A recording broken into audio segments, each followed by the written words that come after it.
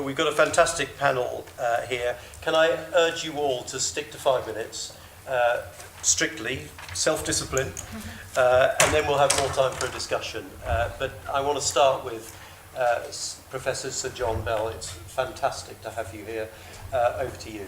Great, super, thanks, Norman. And thanks so much for setting this up. I think it's great to bring people together to talk about this. It's such an exciting field at the moment, and I think the UK has genuinely pulled itself into the dominant position globally in this space. And what we're now beginning to see is that genomics is really shifting into a healthcare domain from academic centers of excellence into a healthcare domain. And the whole world will ultimately follow, but we are definitely in the leadership position. Someone alluded to the million genomes. There will be 500,000 genomes from UK Biobank done over the course of the next 2 years. We're just in the final stages of agreeing those terms. Will get started by the end of the year, and it'll take 2 years to do that. That in its own right is really quite remarkable. And to get to James O'Shaughnessy's first question, the ability to use that data for drug target discovery is going to hugely reinforce the ability of industry to develop much better drugs much faster. And indeed, 4 major pharmaceutical companies are partners in that project and will be helping to fund that project because they see the opportunities of developing new drugs much more effectively in that domain. And of course, the Genomics England program, now very firmly set on a goal of 100,000 rare disease genomes every year, will add to that total. So I think we sort of know where we are today. Graham was absolutely right. This is moving really quickly, and it's here today and now. I think there's a sort of 20-year rule in science, which is that as soon as somebody like me starts waving their hands around saying we've got a great breakthrough in medicine, it takes about 20 years for it to happen, largely because we underestimate the challenges getting that to happen. That's what happened with monoclonal antibodies, and it's happened with genomics. But it's now very much here and now. The rare disease thing is terrific. People forget also that the rare disease diagnostic is now hooked up to a very powerful gene therapy development program. This is the most exciting set of therapeutic developments in medicine at the moment. And so we are going to be able to deliver real cures for many people with these rare diseases.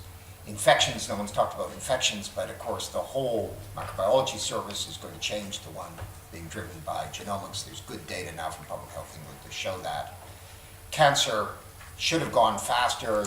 There are a lot of Luddites in the cancer space, so that's a problem. But there's no doubt John Maddox's point about the actionability data.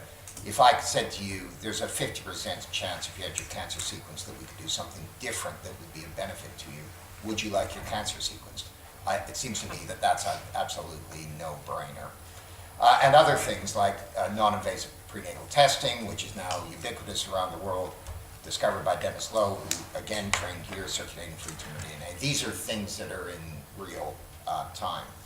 I just thought, though, that it might be worth just speculating a bit into the future, because this field is moving so quickly that now you don't have to wait 20 years for stuff to happen. It happens literally in months. And since the S&T committee inquiry, there have been a huge number of things that have happened, and I can bring you up to date with some of those things, but also what they mean to healthcare in the relatively near future.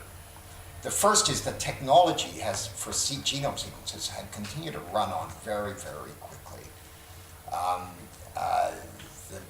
The BGI, the Beijing Genomics Institute guys are here this week. They're going to be setting up a center in Milton Keynes. They'll be able to do whole genomes 30x coverage at about $100, 100 pounds a pop. So if you start thinking about those price points, then a lot of the things that have been impediments to getting this more widespread start to disappear.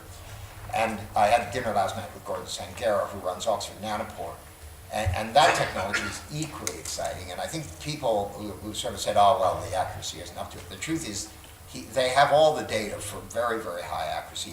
It's managing that data which has proved to be the big problem. But they're now generating very exciting long reads. And Roger Perlmutter, who's the head of R&D at Merck and was with us last night, and he said, Gordon, you know, this is just unbelievable technology. He will soon be able to sequence a whole chromosome in a single run. So, I mean, it just shows you how powerful that is. And you can, here's the thought experiment. We will all have an Oxford Nanopore gizmo in our kitchens within 5 years, and we will use it for everything. We'll get up in the morning with a sore throat, we'll think, well, do I have flu or don't I have flu? 2 minutes later, you know the answer. You look at the chicken in the fridge and you say, sell by date 4 days ago, we've all had this happen to you. Should I have a go or not? Take it to a supernatant. It says, red light, I wouldn't go there, or green light, fine, stick it in the oven, you'll be fine. This is going to be used for everything. And I think one of the things we have to be very careful about is thinking that the NHS is the only owner. There's going to be a wide public use of genomic data. 23andMe is a good example. Fantastic. The second piece is this idea of polygenic risk scores. This came out of the UK Biobank experiment. This, I think, may be the most profound impact on healthcare systems. It's the ability to predict people at varying degree of risk based on a very large number of genetic variants.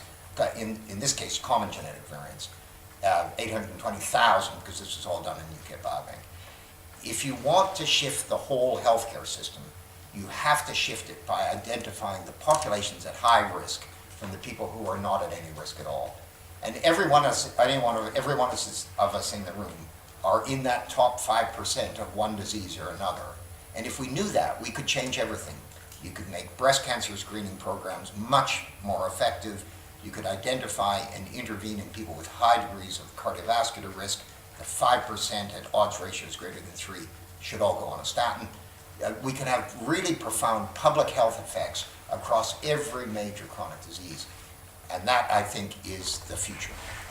Fantastic. Thank you very much. That's quite an inspiring vision for the future, especially checking the chicken in the fridge, which often causes me great concern. And I loved your description of a lot of Luddites in the cancer space. There are quite a lot of Luddites in the political space as well, but we better not go there. Next, I'd like to introduce Professor Anneke Lucassen.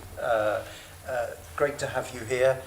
She's chair of the British Society of Genetic Medicine. Over to you. Thank you very much. So I'm here representing the BSGM, but also, like Graham, I'm a clinician. The British Society for Genetic Medicine represents about 2,000, so not huge numbers of genetic professionals working in the NHS or allied to the NHS at the moment. So that's clinicians, counsellors, scientists, technicians, informaticians, etc. And we have been championing genetic medicine for quite some time, involved in the 100,000 Genomes Project and its precursors. And I'm a real genomic enthusiast. Actually, about 25 years ago, I did a PhD with John Bell. He was JB at the time, he's now.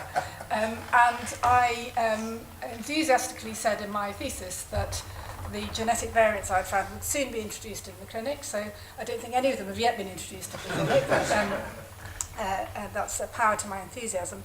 But I also think that looking into the future, we need to remember to get better at discussing the things that we're not yet so good at knowing about the genome. So we have a tendency to be really enthusiastic about the power of genomics, and I think that's absolutely right, we should be. But there are certain things that we don't do so well yet, and they mustn't get swept up in the general enthusiasm, because before we know it, we'll have a big PPI scandal on our hands, and that's not a public patient involvement scandal, but a payment protection involvement scandal, where people feel that they've been missold some aspects of genomics. So just to give you a few examples of that, we are very good through genomics at diagnosing rare diseases. But it turns out that we're sometimes much less good at predicting what disease might result just from looking at a genome. So turning it around, there are very few gene mutations that on their own will tell you exactly what's going to happen. And that's because those gene mutations, it turns out, are very context dependent. So I think a nice analogy is that you can hear an absolutely perfectly formed note and recognise that's an A flat and it's a cello playing it, but without hearing the rest of the music around it, you don't know what concerto it's going to be. And it's exactly the same for genomics. It turns out that that context is often things like the rest of the genome in a way that we can't yet interpret, but that can be measured by things like a family history, the disease, phenotype or features. And so we did at one point think that taking a family history was a rather quaint practice that would be out of date as soon as genomics was around. But actually it's a really good measure of the context of that mutation. And that means that we should be concerned about what we do about predicting disease without any of those context features. So in additional findings, for example, we need to gather some evidence that ascertaining extra things in a genome without any of the context features like family history is going to do the same thing as if you find it with a family history.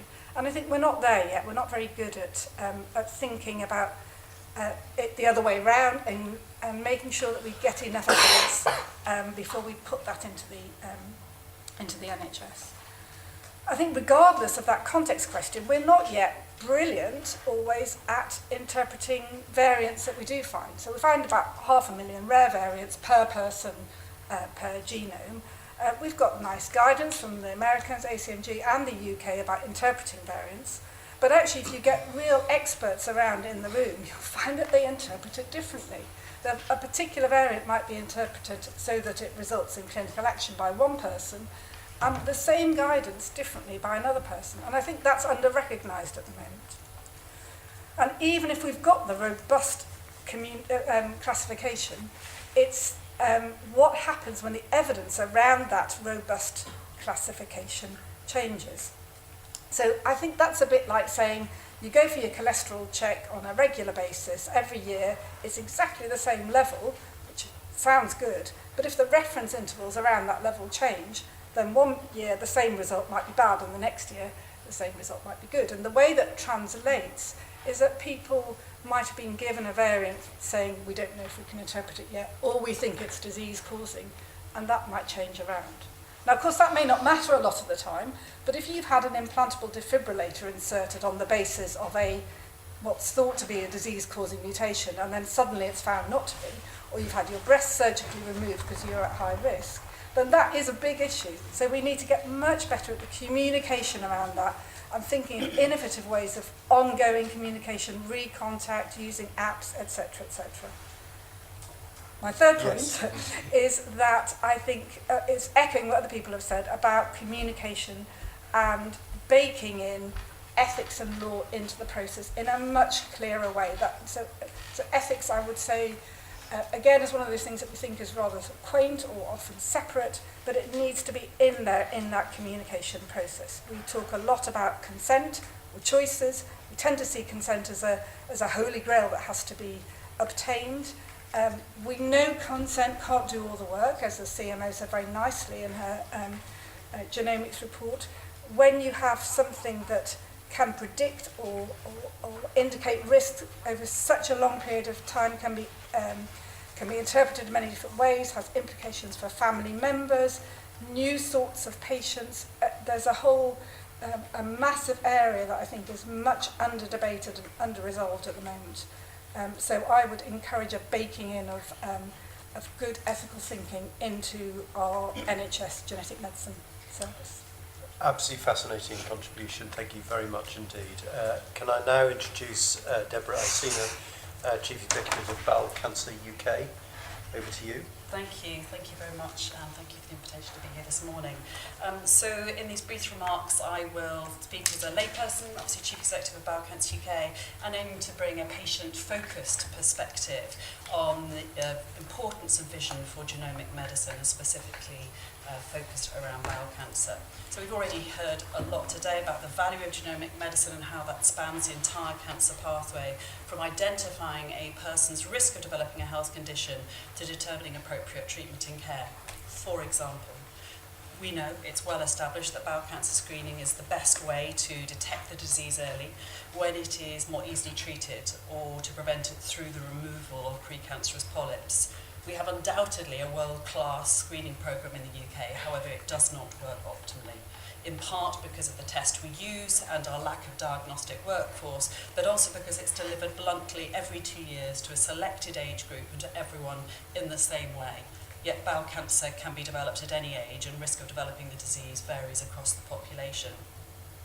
if we could utilise genetic markers to, as John was mentioning, risk stratify the populations, genomics could provide us with an opportunity to be more specific and to ensure that people at higher risk are identified and screened using a more sensitive test more frequently and potentially younger, and people at low risk are potentially screened less frequently, thereby causing less harm to individuals and less strain and stress, but also using our precious NHS resources more effectively.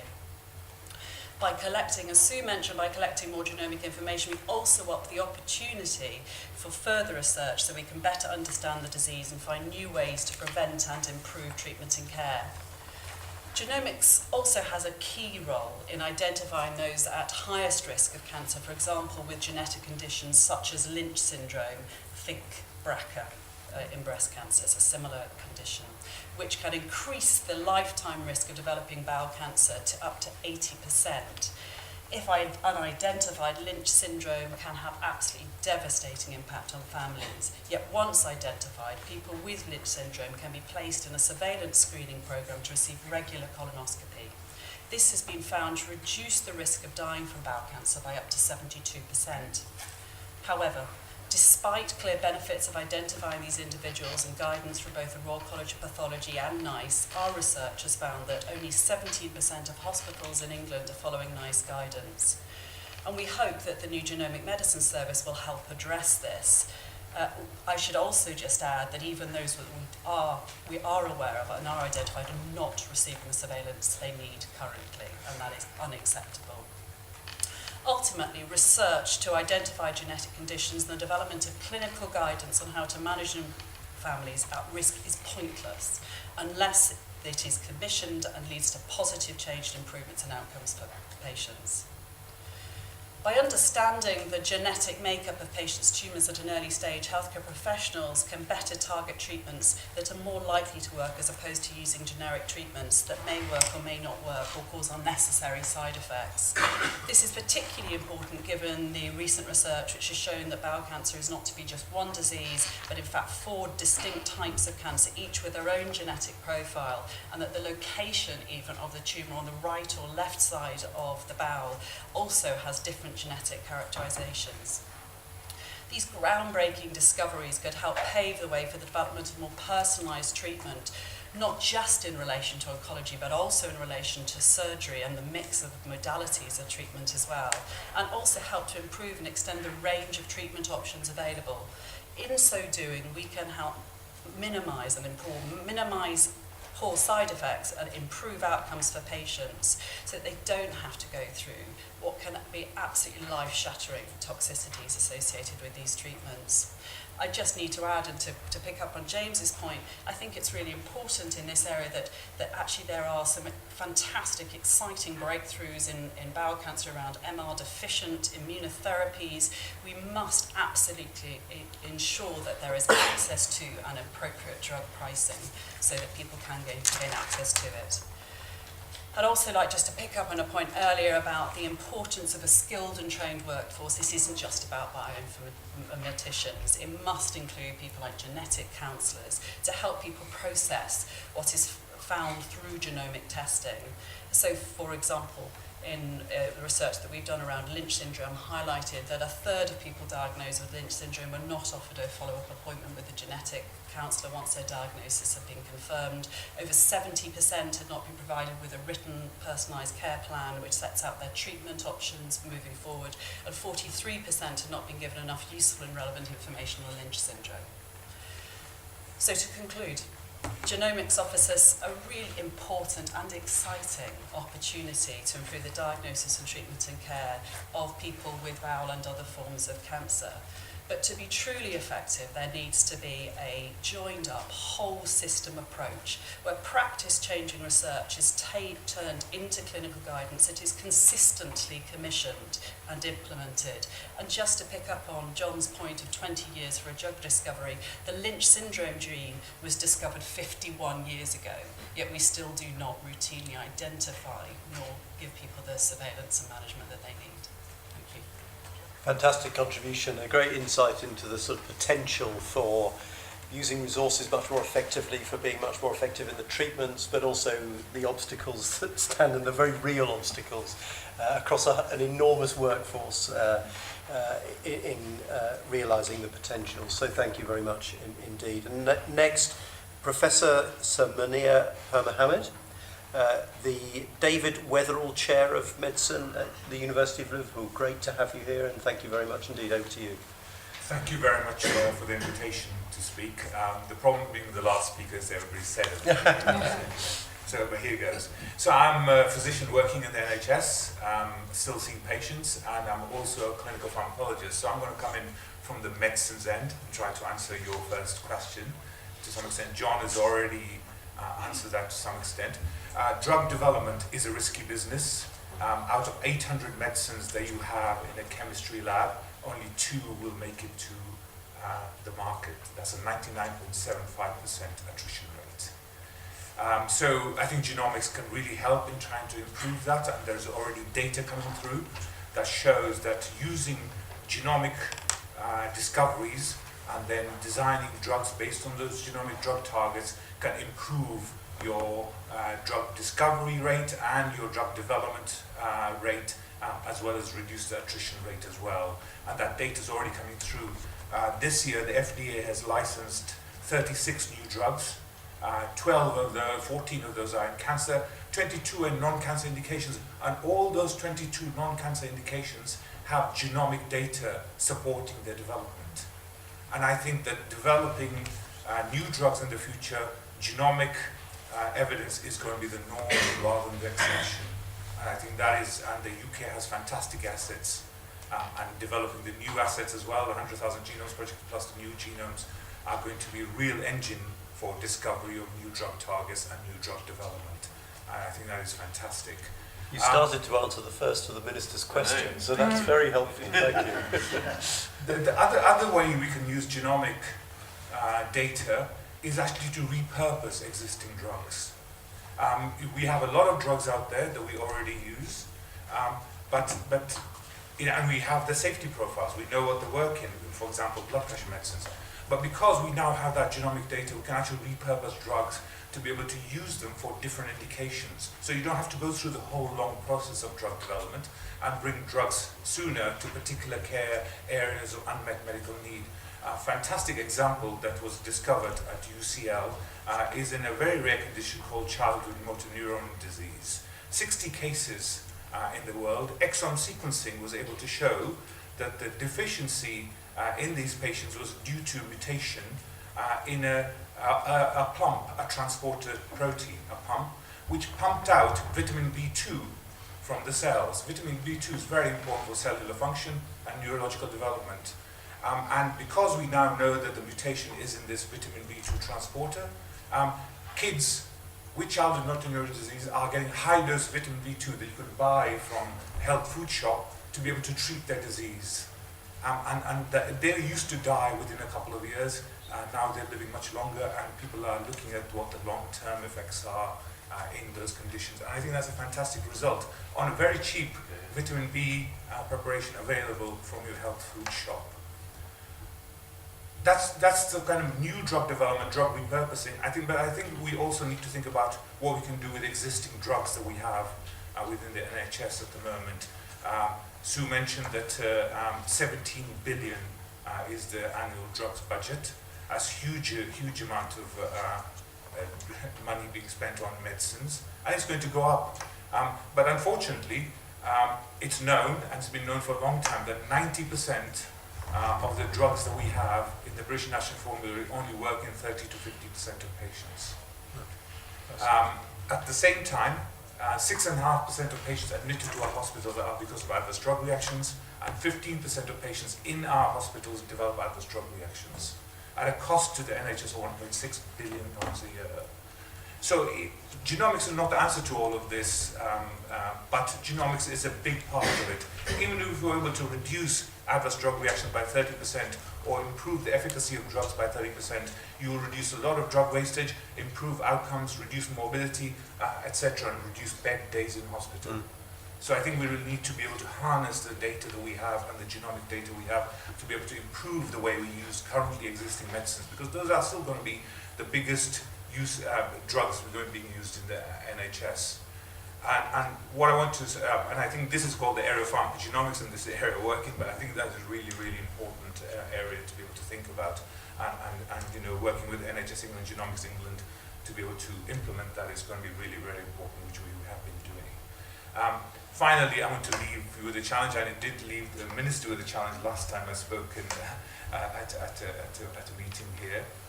Was about the patients I see now coming through the front door are patients who may be above 55, or 65, 75, but they usually have more than 2 diseases, 3, 4, 5, 6 diseases. They're often 10 drugs, 15 drugs, multi-morbidity. And this is going to get more of a problem rather than less of a problem as our population ages. And we need to think how we can utilize the power of genomic medicine, but also other types of medicine, to be able to really understand how we can prevent that deterioration to 5 diseases, but also how we can better treat individuals who have those 5 diseases so that they can have longer, healthier lifespans in the community rather than coming in recurrently to hospital, which is what happens at the moment. So I'll stop there. Well, that was fantastic. We've had 4 absolutely brilliant presentations so far, so no pressure on you. Oh, thank you. But delighted, last but not least, to introduce Dr. Matthew Hurles, Head of Human Genetics at the Wellcome Sanger Institute. Great, thank you very much, and thank you for the invitation. So, I'm a human genetics researcher. I'm not a clinician. My particular area of research is in severe childhood rare developmental disorders. And over the last 8 years, I've led a number of projects, which have, most of which have been jointly funded by the Department of Health and the Wellcome Trust, to try to use genomic technologies to better understand the genetic causes of those disorders. And in so doing, we've diagnosed thousands of NHS patients, and we've identified tens of new disorders that have led to thousands of diagnoses elsewhere in the world where we shared that information. So what underpinning a lot of the opportunity that we have now through the 100,000 Genomes Project is a very thriving genomic academic research community. That's why we are where we are in the UK. And one of the things that I have is 3 hopes and 3 concerns. So the 3 hopes, the first of those hopes is that we embed genomic research much more deeply within the NHS. And I want to give 2 examples of where we're not currently doing that enough. So the first is, my father almost died before I was born due to a severe reaction to a very standard painkiller that he was given, and he had to be resuscitated. This falls exactly into the category that Munir talked about. I would be delighted to be involved in research on that kind of thing. As with my father, nobody has asked us. The second, his DNA. He's in biobank. The second is one of the most expensive non-cancer drug types that the NHS buys are anti-TNF antibodies that the NHS spends almost £1 billion on a year. We know that they work in very different ways in different individuals, and that some of that is genetic. The biggest study of the genetic determinants of that response is done by one of my colleagues. And that study is of about 1,000 individuals. It's tiny compared to the total number of individuals in the NHS that receive that drug. That's a huge missed opportunity. So we need to embed genomic research into the NHS deeper, and we need to make it available to a diverse, thriving, academic and industrial researchers. This is how we will get pharma to buy into a lot of what we're planning in, is by giving them access to this capability as well as academic researchers.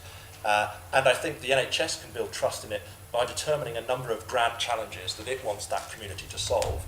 And top of the list would be genetic response to the most expensive drugs in the NHS. And that's a very obvious thing we should do. So, and I think that could be done in a transparent way that involves consent of participants. I think many people on those drugs with those adverse responses would be delighted to be part of that research. So the second, the NHS Grand Challenges, I think, is a really important thing, because I think there has been a disconnect. We haven't solved that problem. That was the second of my hopes.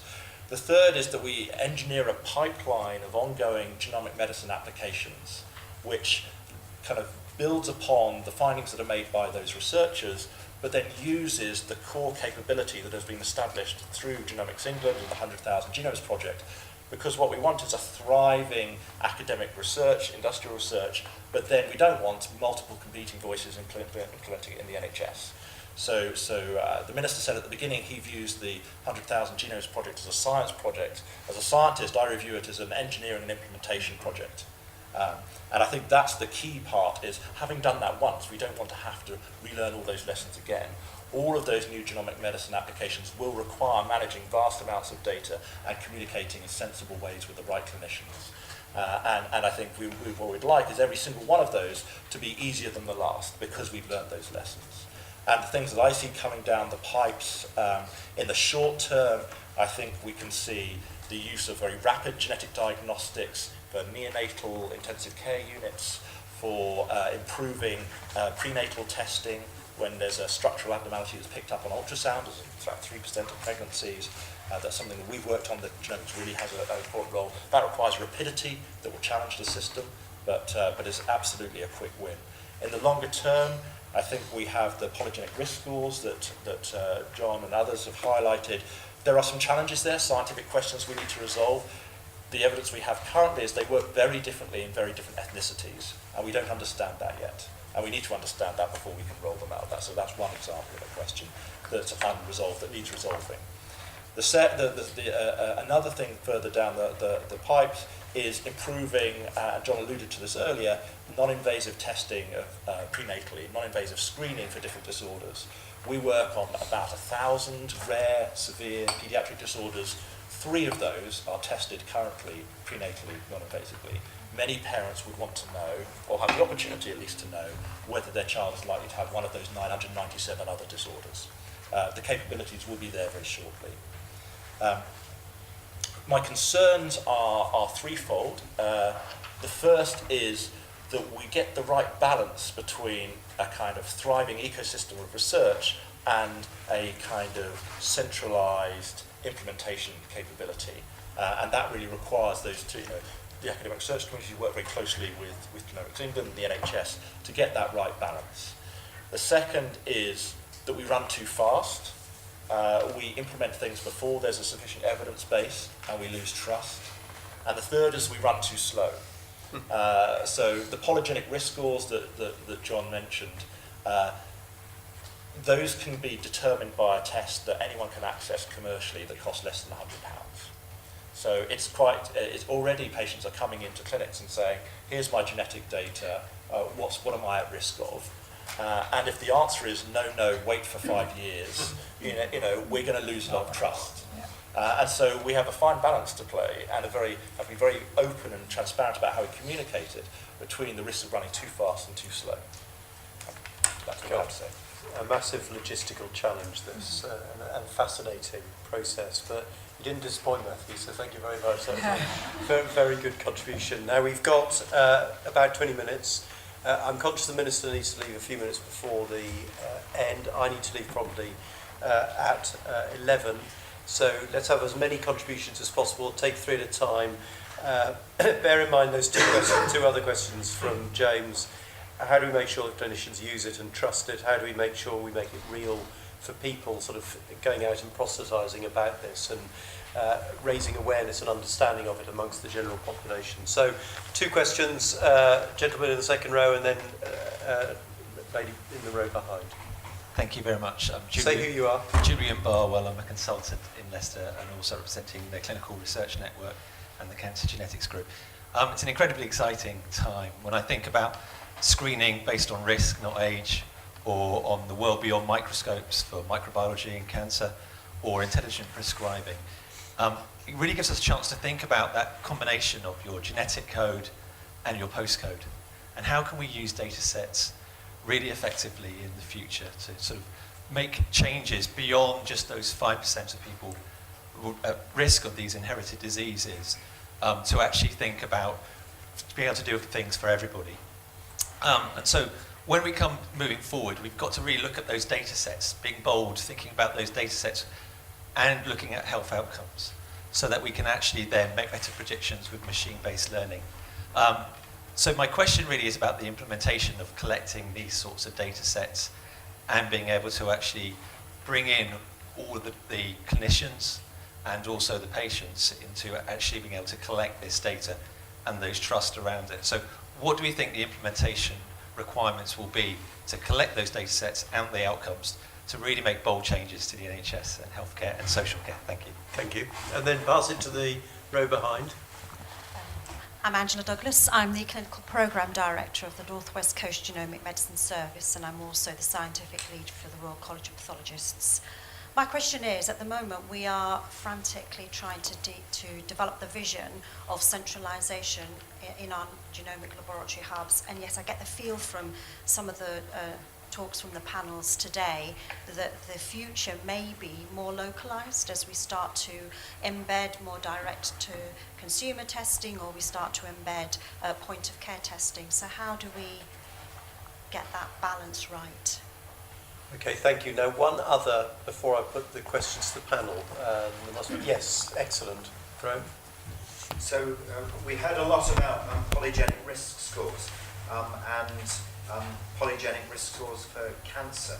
If we take, for example, breast screening, it may be possible to use SNPs to identify those at higher risk. The question is what you do with those at lower risk. We heard about saving money, but what the conversation with the public is going to be to reassure them that those at lower risk need less screening is a challenge. And I'm just interested in the panel's views. Very good. Right, now don't feel you all have to answer everything, but who wants to start us off? I think you were about to say something. I was just going to respond directly to Graham that, of course, even with polygenic risk scores, you still haven't got a 100% chance, have you? So we still need to think about those other risk factors, like environmental risk factors, breast cancer, the transgenerational effects. There's lots of other risk factors in there. So we can't say someone's got 0% or 100% risk. So you're absolutely right that they're difficult conversations to have. All we can do is stratify differently to what we're doing at the moment. But whether we then stop screening a whole range of the population altogether, I think is a difficult question. And just to add to that conversation, I think direct-to-consumer testing is something that we in the genetics community have worried about for the last 20 years. And the Human Genetics Commission wrote a report on it before it demised. But just now it's coming in. So we are getting people who have gone for that ancestry test, for their cheap £90, I think those ancestry test, have sent that data off to a company online that will analyse their data. And they've come saying, look, I've got a BRCA1 mutation, according to this secondary analysis. Can I have my breast removed?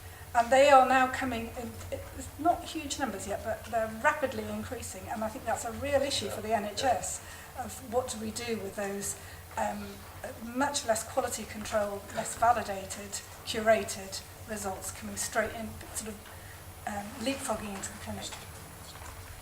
Thank you, John. Yeah, so I think that the polygenic risk score thing is going to be big because it's going to happen whether the NHS does it or not. But I also think that, we live in a healthcare system which is cost constrained. At the moment we already ration activity, and one of our biggest problems is that for many things like screening, we're spreading screening across whole populations, where we already know that there are high-risk populations and relatively low-risk populations. And of course, one of the problems with breast cancer is quite a good example because, we stratify on age. Age is it's a bit of a predictor, but it's nowhere near as good as what you can get from polygenic risk scores. And what we miss is the 38-year-old woman with 3 kids at home because they never get screened. So in my view, there's quite a lot of good to be done by focusing our activities, and that was the point made about colorectal screening. But it's as well. much harder to stop screening certain. Well, Yeah. But the truth is that the whole world moans about breast cancer screening. Nobody's got a breast cancer screening program that really works. It costs a fortune. And, somebody has to bite the bullet and say there's a better way to do this. Now, that'll mean that some people have less frequent screening, some people have more frequent screening. But I don't know how you get to a place where resources get used more effectively in a healthcare system unless you take those decisions.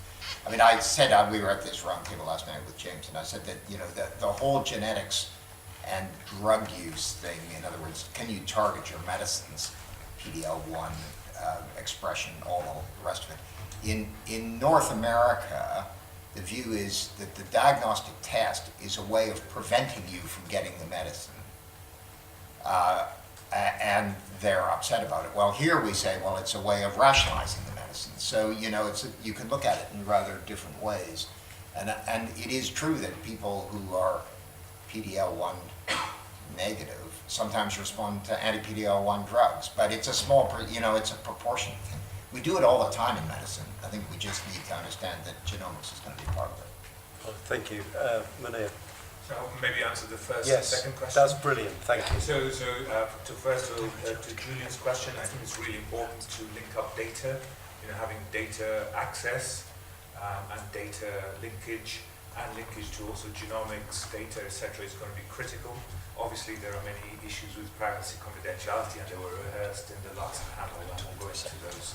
But I think one of the things which is happening at the moment in the UK is the HDR UK infrastructure, which I think is trying to do that and really try to bring things together, which I think is going to be crucial in terms of having that kind of data linkages and so on.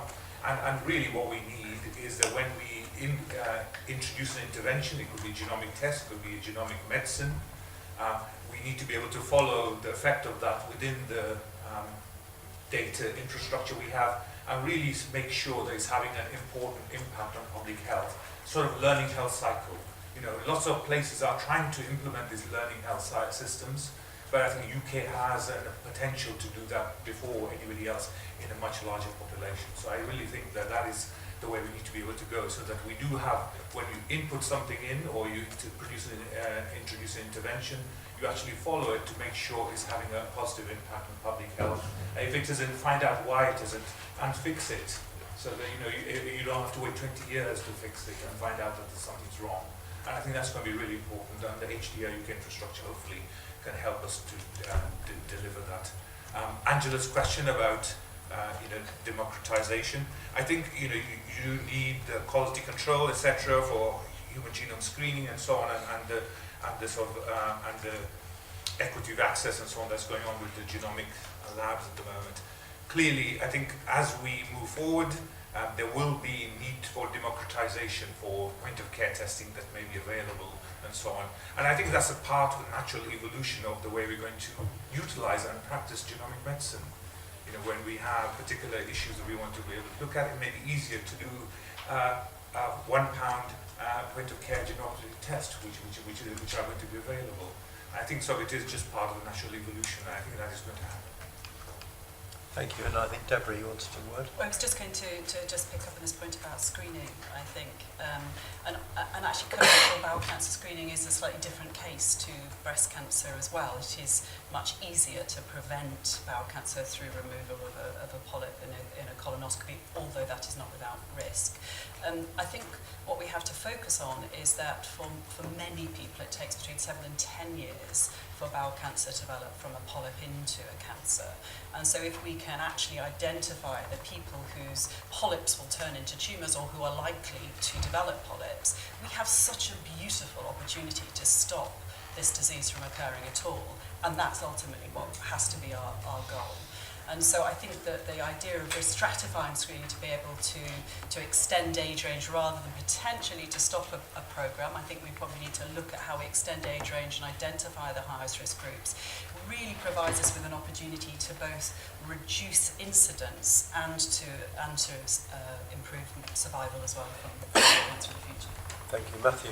So I'll just quickly address the first two questions. So with regard to the data sets, when I was talking about embedding genomic research within the NHS, I was thinking actually implicitly about Health Data Research UK that Munir mentioned, and actually the very real need to make those kind of longitudinal routine clinical data queryable by the research community, such they can approach the right people and do the right studies. That's really a huge win, I think, and we should really kind of get fully behind HDR UK and try and work with them to work out the governance measures that give us a system that can be purposed for lots of different questions, not just clinical trials, not just genomic research.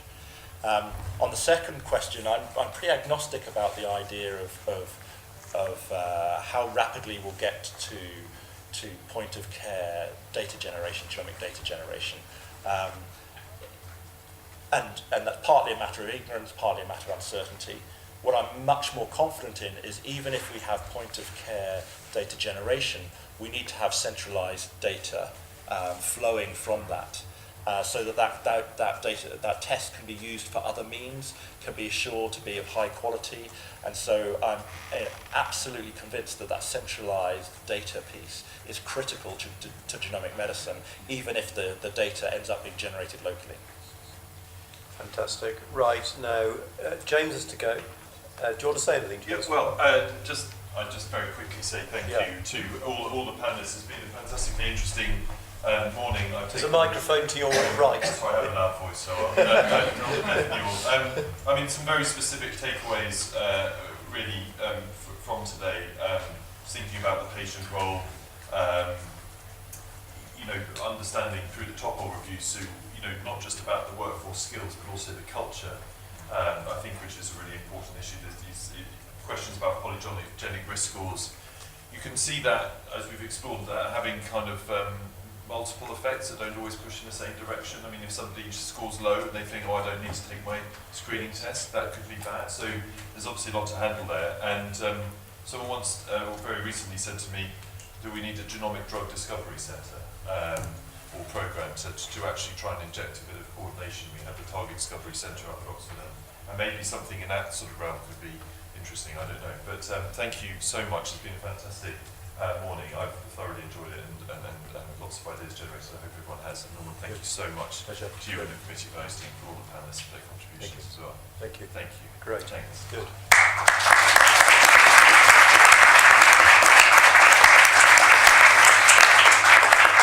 So we have time for a final round of questions, 3 last questions. Please keep them succinct so we've got time for people to respond quickly, because I have to leave at 11. So yes, hand up over there first of all, and then at the back, and then one final one. Anywhere? We'll leave it at, yes, there, good. Over to you.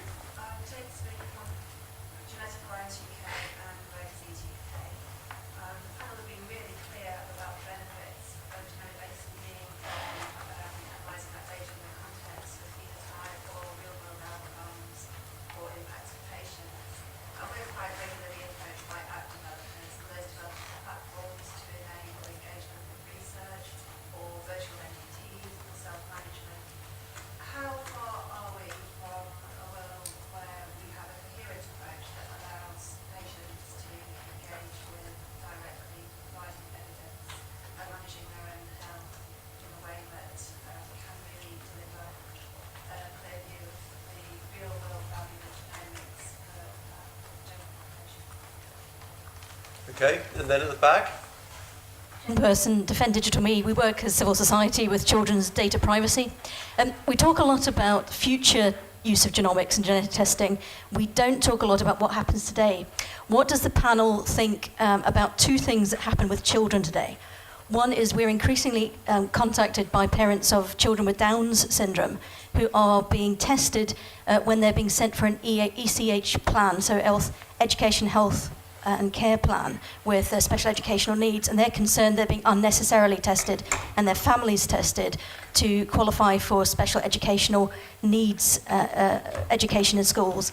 And the second is, isn't it about time that new mothers were asked for consent for research uses of the heel prick test, which is currently using genetics in research today?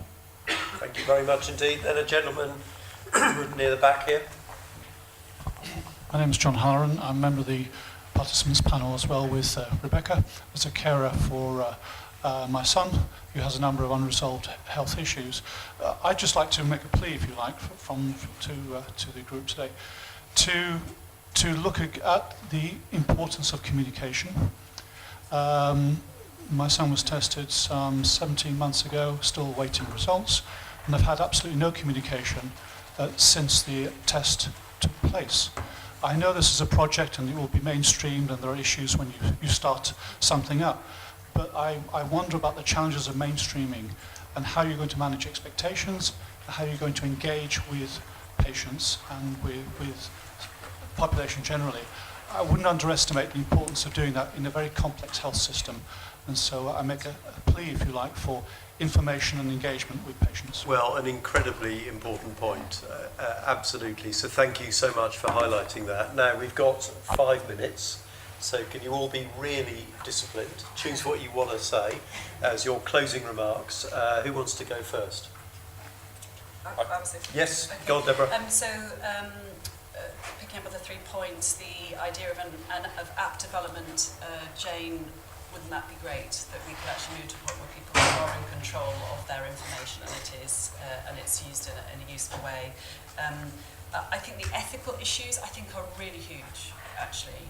And it's certainly something that we hear all the time from people with genetic conditions about their concern about whether they should be tested, whether their children should be tested.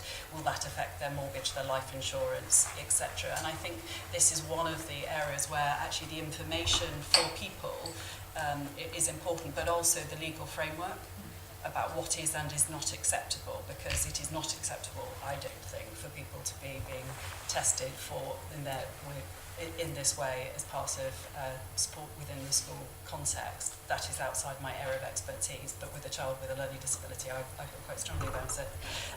I think the importance of communication cannot be underestimated from a patient perspective. We hear all of the time from patients and people with genetic conditions about the lack of information, the long delays it takes. They're having to battle to be tested, they're having to battle for the results and wait a long time for that, and then they're not given any information or clear pathway. I think for this very exciting vision of genomics to be successful, I guess the point I was trying to make is it has to be a whole pathway approach. It has to be joined up, and it can't just be one thing. Yeah. And actually we must put patients at the heart of it. Absolutely. Who's next? Yes. So I want to deal with that second question. So I feel passionately that we're in the wrong place at the moment in attaching special educational needs to the ability to get a clinical diagnosis. Those are two completely separable questions. Yeah. And one of the major things, and I think it's covert rationing, and it's outrageous. And I think as a modern society, we should be funding special educational needs according to needs, not the abilities of researchers such as myself or clinicians to diagnose children. So, thank you very much, very powerful. John. Yeah, so I think to get to the issue around the apps, I think there's a big journey here where we have to take the patient population with us, particularly if we're going to start to use genetic tools to identify people at high risk. Because one of the upsides of that is you can introduce real public health interventions that allow people to do things which are non-medical to actually look after themselves better. But they also have to have access to the data, because I think there's a real problem, and it's the way the health service has always worked, and that is we've got the data and you're the patient, so we'll tell you what we want to tell you. Yeah.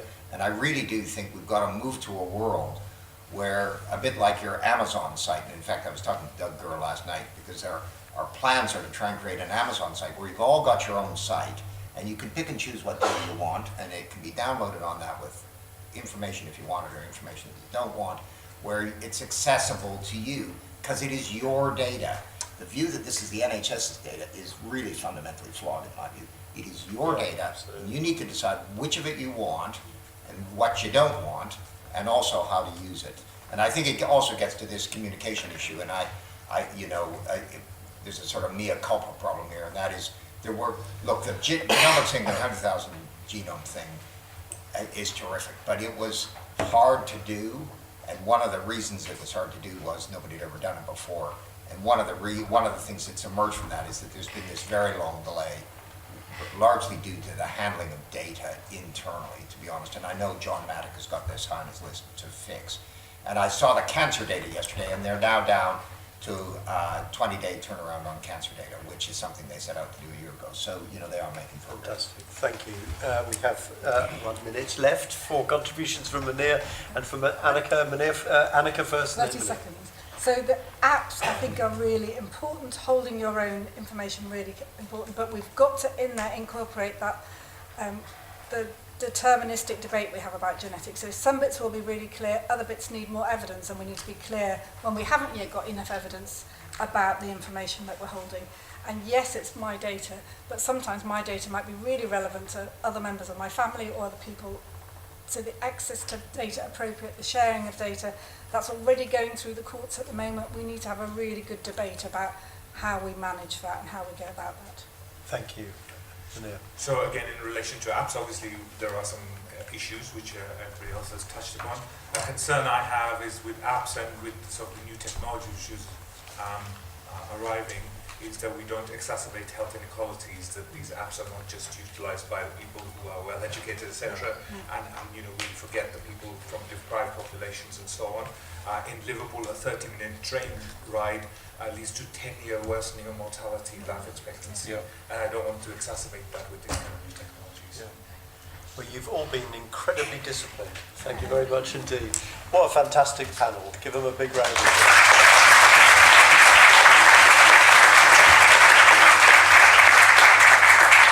Can I thank all of you for attending and for participating in this. I found it an absolutely fascinating discussion, airing a whole range of extraordinarily complex and challenging issues. I've seen the prize. It's an extraordinary opportunity we have, but this is also going to be a very complex logistical challenge to navigate our way through the ethics, through ensuring that the patient is always at the heart of it, and the workforce, and getting all of the workforce to understand the potential of this, giving the training that they will need as well. So thank you to everybody. Thanks for all those of you who are involved in this amazing transformational work.